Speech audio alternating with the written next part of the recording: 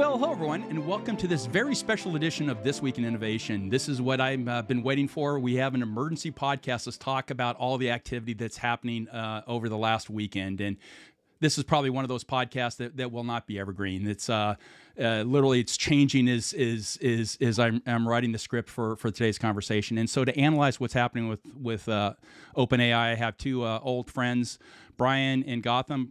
Brian, why don't you introduce yourself to this audience? Since we're not talking about retail now, we're really talking about AI holistically. We might have a whole lot of new listeners. So Brian, why don't you go ahead and introduce yourself? Hi, I'm Brian Sathianathan. I'm the co-host with Jeff Roster, but today I'm playing a different role as an expert on this topic. But I'm also a CTO and co-founder of a low-code AI company called Iterate.ai. I am a serial entrepreneur and in the tech space and retail as well. Over to you, Gautham. Hi, Gautham Vadakkepatt. I'm an associate professor of marketing at the University of Central Florida. I'm an emerging tech and sustainability enthusiast that's been tracking the evolution of AI in general for the past few years. Fantastic. So as everyone knows, hopefully everyone knows, this past weekend, other than watching my beloved San Francisco 49ers absolutely dominate in the game, at the same time I was watching that, I was reading my Twitter feed and all this craziness that was happening. So And the obviously, Formula One too, Jeff. Don't forget that's that. right, in Las Vegas. Verstappen winning it. Yeah. That was in Las I'm cricket, if I might add to that list. Exactly.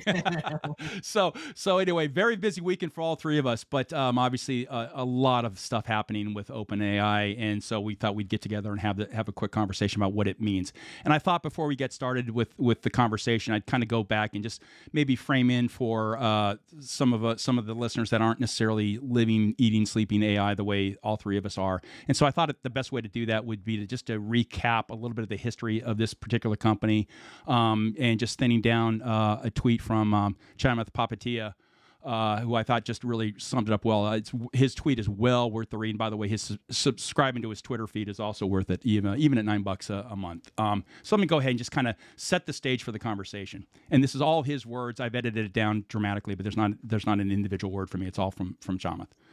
OpenAI was initially founded in 2015 by Sam Altman, Elon Musk, Ilya Sutskever, and Greg Brockman as a nonprofit organization with the stated goal of advancing to advance digital intelligence in a way that was most likely to benefit humanity as a whole. In 2019, OpenAI transitioned from a nonprofit to a capped profit model. According to the company's blog post, OpenAI wanted to increase its ability to raise capital while still serving its mission, and no pre-existing legal structure they knew of struck the right balance. That's a quote, quote unquote. OpenAI came up with a novel structure that allowed the nonprofit to control the direction of a for-profit entity while providing its investors a capped upside of 100x.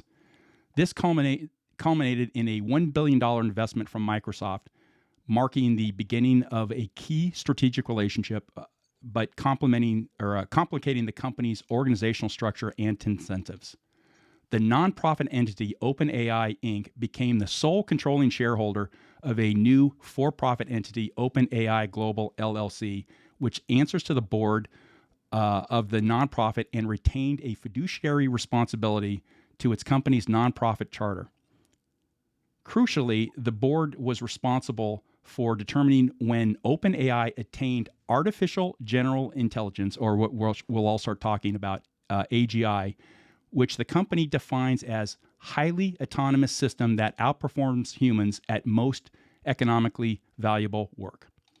Skipping down further, in 2020, bolstered by its new funding, OpenAI unveiled GPT-3, a large language model capable of understanding and generating convincing human-like text.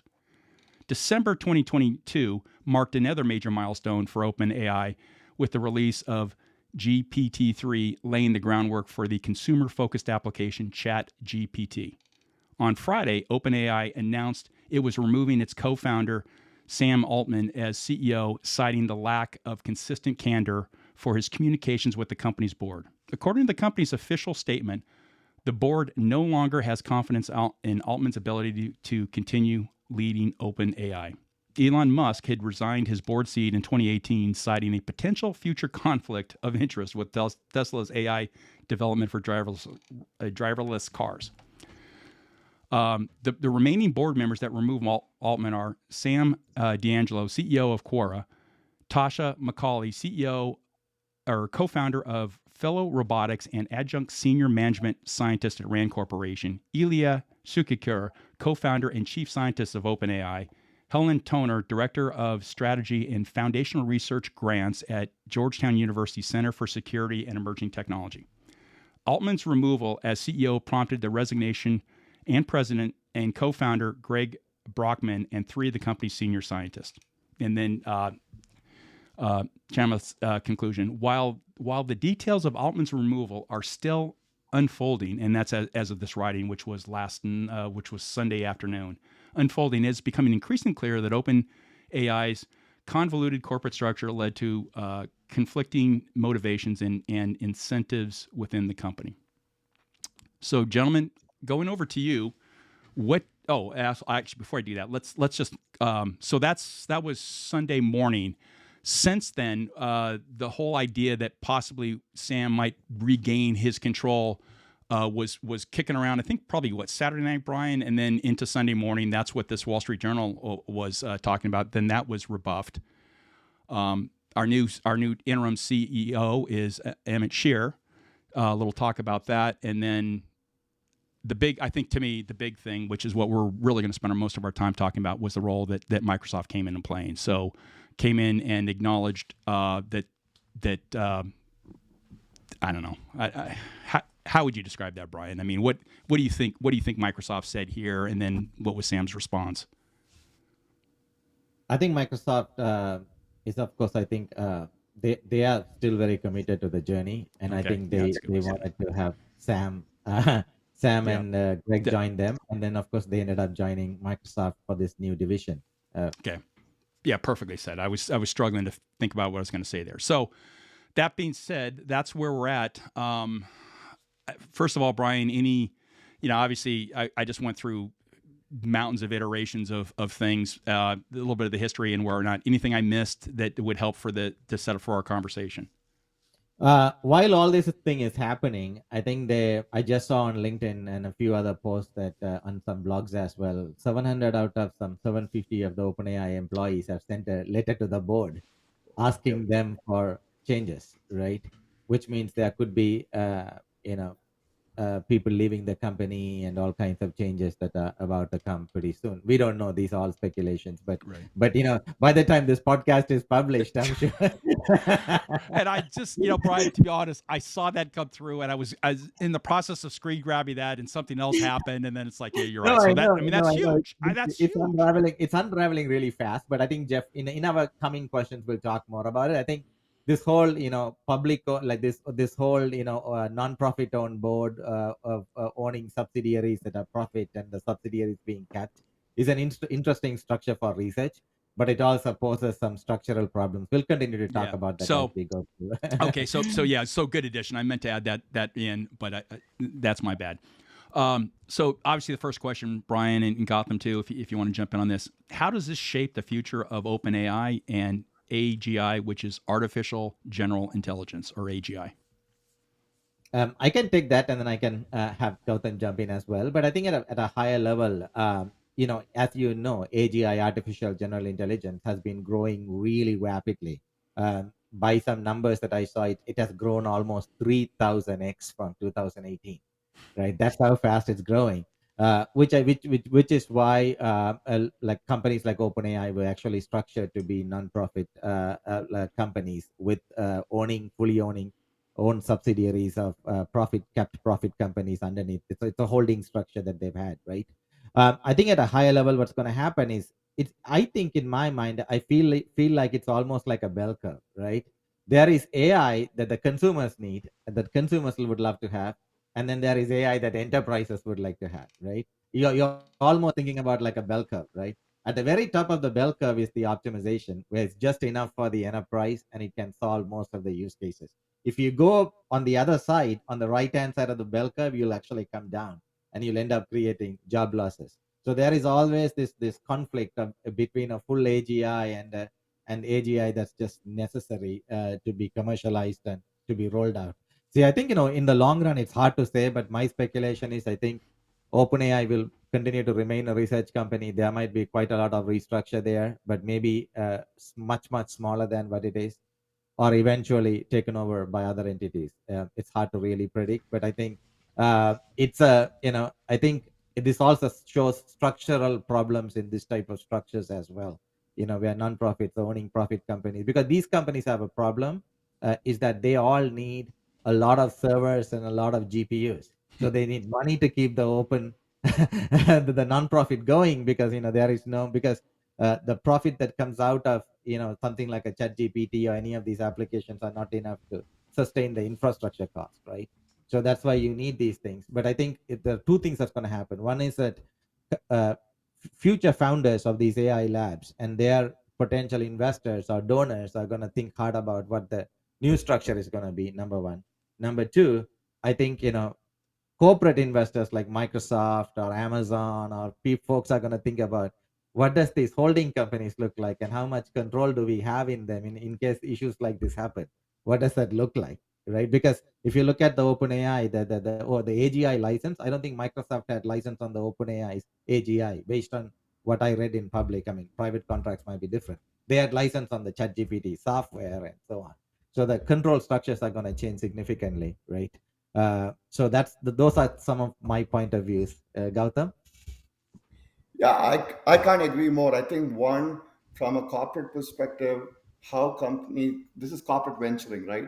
So how do they actually think about these organization structures is going to be rethought. Companies are going to probably take a more diversified approach to doing this and perhaps seek more control in some of these structures. But it's a hard challenge. Companies need to raise, for the startups, they need to raise money and infrastructure to kind of get to this state. But on the downside, that means there are some trade offs that are associated. So, from a corporate perspective, I think they'll have to rethink. From a startup perspective, they'll have to rethink the structure. Where I see things going in the future is that there's going to be a little bit of a pause as companies rethink the way they actually integrate these models into their own products and technologies to really understand what's the ramifications from this. They're going to let this play out a little bit more. Brian, I think you said, if I heard you correct, that OpenAI would be smaller. Do you mean certainly their market cap is going to be radically smaller? But do you mean less total associates working in the research? Because how many? Do you know what their headcount was? I know what your 750 have signed a document, but I actually don't know what their headcount was. Do you? I'm not sure. Probably under the 1,000, but we can Yeah. easily find that and So follow. do you think it'll be there'll be fewer numbers of actual headcount than when you say the company's going to be, or the whatever, we're calling it a company, I take it, right, or a lab? No, I think that it could be a smaller company from a headcount, as well as Yeah, interesting. much more focused on certain AGI tasks opposed to enterprise tasks. And there could be that things could be broken. These are all speculations, of course. We are speculating. We don't know. It could be that the enterprise side could be handled purely through Microsoft and so on. And the the AI side, the AGI side of the research could continue as still being a smaller company, right? Interesting. And there is also higher chances everything would just blow up and everything could come down, and then eventually the enterprise side could just be owned by Microsoft. So you never know. I mean, it's very Right. hard to predict all these things. Yeah. Well, there was a lot of moving pieces from Friday night when I was minding my own business to today, Monday morning. The amount of movement is something I've never seen. Other than the only thing, Brian, that I can, in Gautham, the only thing I can even think of is when Mark Hurd got pushed out of HP on a Friday afternoon, and a lot of that was when I was still back at Gartner, and a lot of speculation as to what was going to happen with him, and he was working for Larry Ellison at Oracle within a day and a half of that. So that's the only example. It's also on a weekend that I can ever think of this amount of, and that situation is a rounding error compared to what this is. Brian, where do you think Microsoft will go with AI? Based on these new appointments of Sam Altman and Greg. I think it's a great question, Jeff. I think they are very committed to this journey. So that's one of the reasons I think they did what they did, right? I think at a higher level there are a couple of things to look at. First, of course, regardless of how it all turned out, it's still somewhat of a damage control and a little bit of a perception of instability equation that Microsoft has to somewhat handle, right? Because there is a lot of investment on this on the large language model area. Second, I think is if you look at like just like how other clouds are playing, like Google and or like even Amazon, even though they have some investments in some of the large language models, they are also playing a significant sort of a Switzerland approach, where they're trying to support a lot more large language models. So I think now I think Microsoft also supports Llama 2 and some of the others as well. So there will be somewhat of a Switzerland approach that Microsoft will begin to take, and then I think in the background they will begin to develop what the next phase of this thing looks like, right, in terms of AI. So I think that's what's going to happen. Those two actions would probably happen with some near-term damage control and perception of instability. Kind of controlling some of that stuff, because I think Microsoft business is with enterprises, right?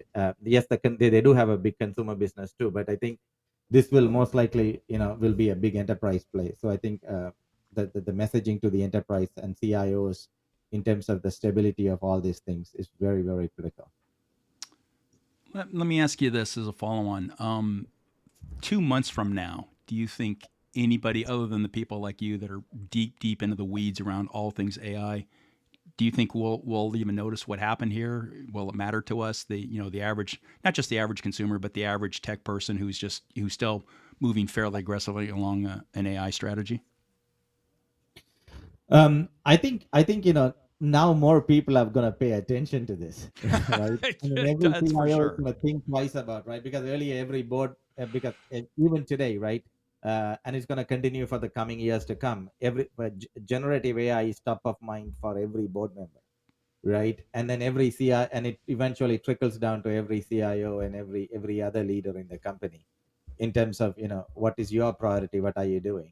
So they're going to think hard about a strategy in terms of how do we build that something sustainable, because in the because LLMs and generative AI is not going away, it's going to be there. Now the question is, how do you build something uh, in a world of shifting sand moving so fast? How do you build a layer on top of it that gives you sustainability, right? I think a lot of the leaders will begin to think about that. How do we which means they will think about non-vendor lock-ins, how to build, how to have the ability to sort of switch between these things in case something happens, right? All those things will be thought through in terms of what the AI strategy is. Very cool. So Gautham, I was as I was uh, going through all the research this morning, I came across something that was published by a professor that I'm very closely associated with. Oh, it happened to be you. I was surprised at how fast actually some academics got some content on this related published. Do you want to unpack this, some of your thoughts here in this piece? And for the listeners, let me just read it. Actually, unless you want to read it or recap what you said, and then respond to it. So my perspective is that Microsoft has emerged the winner, right? Like there was mistakes made by OpenAI in the past few days that has led to this point, and Microsoft has emerged as a winner by being able to get Sam Altman and Brockman to their team, and basically light a fire under what has already been stated publicly to be one of their core things moving forward, right? So, to that extent, I really think that this ties in very nicely. You had asked Brian where he thinks Microsoft is going to head with this. This ties in very nicely with the future of Microsoft. In the short term, sure, they're going to try and mitigate, like they're going to put some bandage around this issue, try to stem the flow in some ways, do some reputational correction for ChatGPT and OpenAI. But in the longer term, you're going to see them leverage this technology into their applications. They have applications in healthcare, they have applications in retail, they have applications in finance. So you can see them build out these technologies within those verticals at an enterprise level. Right? My perspective is that my longer term point of view is that OpenAI did something that was really amazing. Right? There was a reason why they got fastest to the 100 million DAUs, and it is because of their structure. They were a nonprofit who, as you read earlier in the charter, they were supposed to generate that safety thing that allowed people to have confidence in the technology. Look, GPT, generative pre-trained models, were built by Google, right? There was a reason why it was not pushed out by Google. We needed OpenAI or something to make this go mainstream. And that nonprofit structure allowed it to be mainstream. But the downside is that now, when you tie in that money that is needed to make this succeed, that Brian talked about, they had to come up with a creative structure. And the tensions between the two kind of eventually had led to some of these issues. And that's going to be the longer term issue that everyone has to deal with. How are we going to actually come together to deal with the safety aspects, the ethics aspects? How do we actually develop AI at a fast rate? And how do we build the infrastructure that makes this cost effective? Right? And that's where I think that balance is where I think we're going to head in the future. And I think companies are going to take a pause to think about this a little bit more critically. And you'd asked to Brian, hey, do you see what do you see what's the are people not going to talk about this in the future?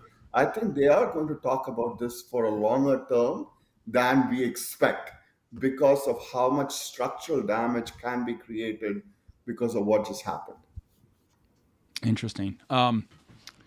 If you could go back in time to 2014 and advise the start, OpenAI as it was building out, would you have them do something different, or would you sort of I mean, they were successful, amazingly, unbelievably successful, and maybe that's because, as you referenced, it was this particular model. Would you do something different, or would you just sort of let this whole play out and then just clean up the mess? my my perspective is that, like, I actually thought that this structure was needed, right? I think Yeah. they needed the nonprofit to actually build trust, right? There was all these concerns. I was one of those people, and I'm still am, Yeah, about the concerns for sure about you are. safety. Yeah, right. About AI. And so the nonprofit part allowed me. I played with ChatGPT's version, and not with the other versions, right? For that reason, and it's obviously not really a good thing to do. And Brian will tell me that. But on the they needed that to get going, get the consumers to adopt this. They needed that structure to be that cap profit structure to raise the money. Think about the infrastructure that's needed to get this going.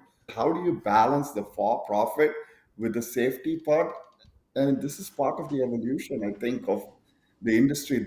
And I hope this debate continues, because while this is a moment in time, we need to actually think through this very Yeah. deeply to really understand where we're going to head and how we can restructure. I don't have an answer. I but I can't blame what they did in the past. I think that was creative and perhaps the right thing to do. Yeah, I But I'm agree. sure tomorrow will change my point of view. Yeah, well, it's that goes with your profession. You kind Yeah. of like me as an analyst. We can change in a heartbeat on whatever we say, whatever hot take we have at the minute. But I tend to kind of agree with you.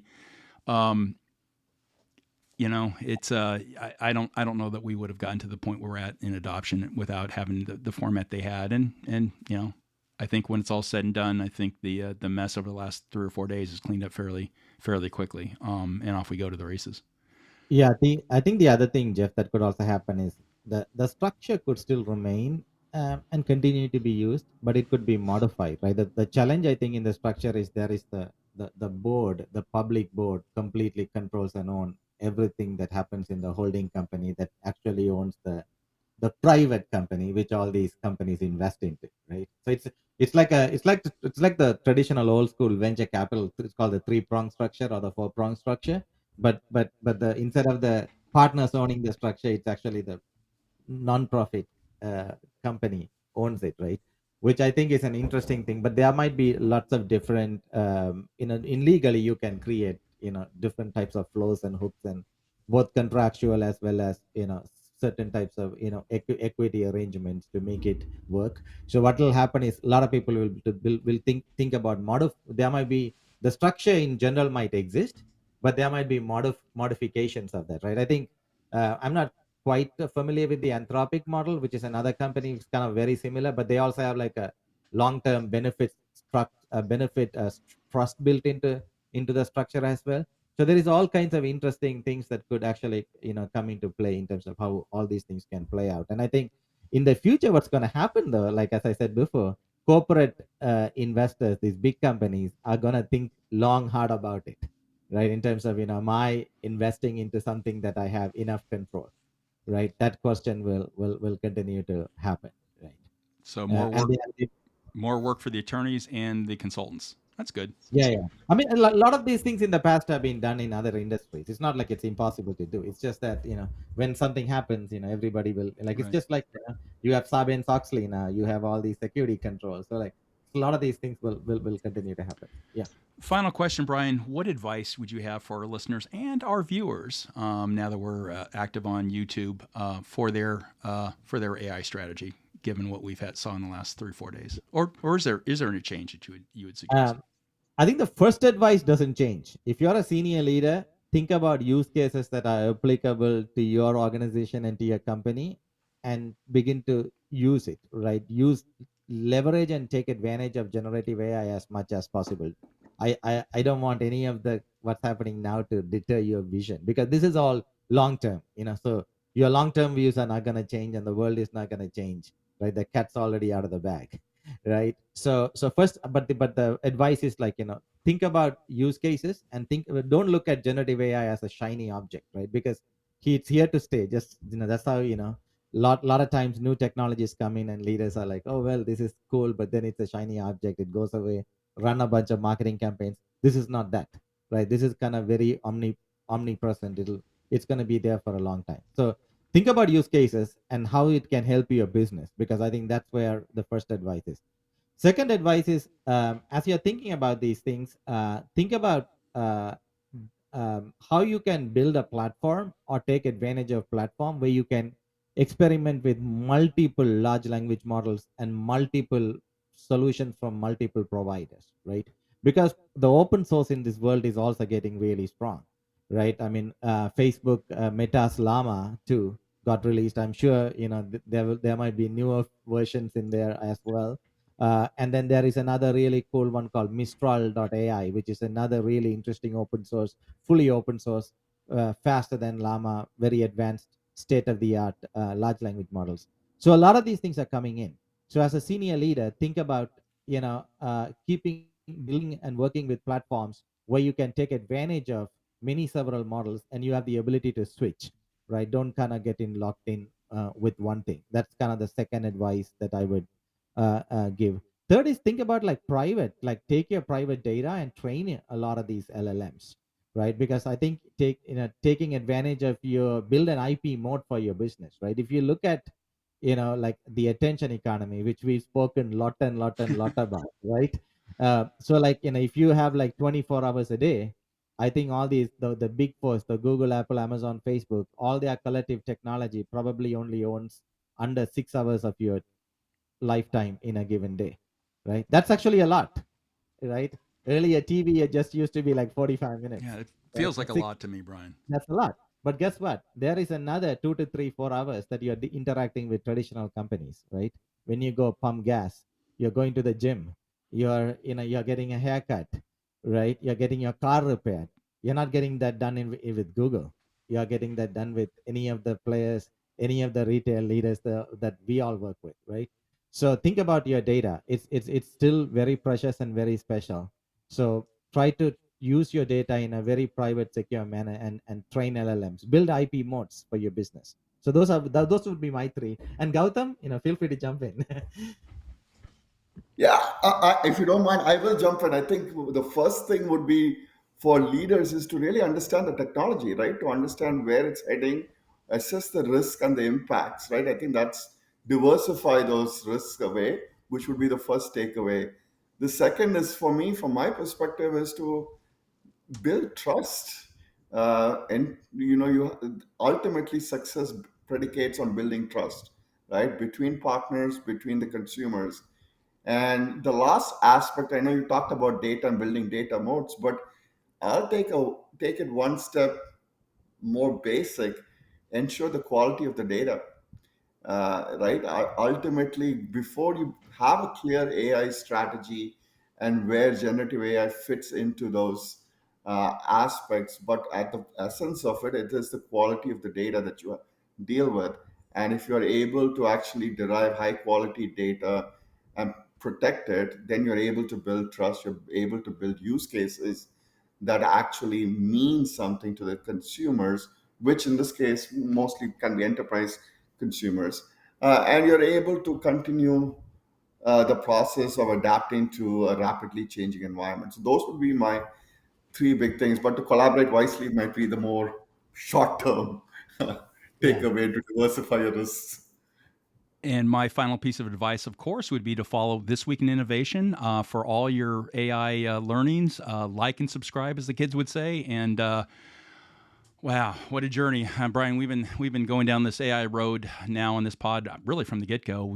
That was one of the core foundational technologies we want to talk about, and not to be. I mean, wow, what a crazy weekend we've all had. Gautham, where can people get a hold of you and follow your work? Probably LinkedIn, I think, is probably your best place. LinkedIn is the only place. The only place. I am an antisocial person, so LinkedIn is that for me. Okay. And Brian, how about yourself? Yeah, well, you can get hold of Jeff. I'm Brian's secretary. That's okay. Yeah, no. What I meant to say is like for This Week in Yeah, Innovation. there you And go. then if you want to iterate AI, you can go to my website, iterate.ai. And all that will be in the show notes. Well, gentlemen, thank you so much for jumping on this first emergency pod to respond to legit breaking news. A lot of fun chopping up with you guys. See you on down the road. Awesome. Thank you, Jeff. Thank you, Jeff. Yeah. Thank And you, Ron. nice chatting with you, Gautam, as well. Take care, guys. Thanks. Thanks for giving today's pod a listen and now a view. For more info, check out the show notes and please give us a 5-star rating. Like and subscribe, as the kids say. It really helps us grow. If you'd like to be a guest, send me a note. We're always looking for innovative thought leaders and startups really doing interesting things. And make sure to come back for next week's episode.